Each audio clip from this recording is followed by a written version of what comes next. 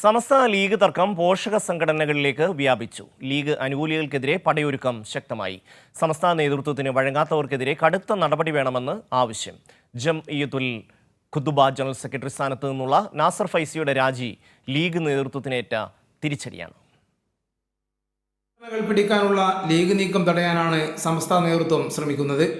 സംഘടനകളിലെ league അനുകൂലികൾ സമസ്ത പണ്ഡിതരെ അവഹേളിക്കുന്നു. പോഷക സംഘടനാ വേദികൾ വരെ ഇത്തരം പ്രചാരണത്തിനായി ഉപയോഗിക്കുന്നു തുടങ്ങിയ വിമർശനം സമസ്ത നേതൃത്വത്തിനുണ്ട്. സുന്നി മഹൽ ഫെഡറേഷൻ തെരഞ്ഞെടുപ്പിൽ നിയമാവലി മറികടന്ന് ലീഗ് നേതാക്കളെ തലപ്പത്തെത്തിച്ചു. സമസ്തയുമായുള്ള തർക്കം പരിഹരിക്കാൻ ലീഗ് മുൻകൈയെടുത്ത് നടത്തിയ സമവായ ചർച്ചകൾ അനന്തമായി നീളുന്നതിനിടെയാണ് ഖത്തീബുമാരുടെ സംഘടനയായ സമസ്ത കേരള ജംഇയ്യത്തുൽ ഖുതുബ ജനറൽ സെക്രട്ടറി സ്ഥാനത്ത് നിന്ന് നാസർ ഫൈസി കൂടത്തായിയെ നീക്കാനുള്ള പ്രമേയം വന്നത്. സമസ്ത നേതാക്കളായ പണ്ഡിതന്മാരെ നിരന്തരം പരസ്യമായി അവഹേളിക്കുന്നതാണ് നാസർ ഫൈസിക്ക് വിനയായത്. കമ്മിറ്റിയിൽ ഏതാണ്ട് ഒറ്റപ്പെട്ടതോടെ ഗത്യന്തരമില്ലാതെ നാസർ ഫൈസിക്ക് രാജിവെക്കേണ്ടി വന്നു.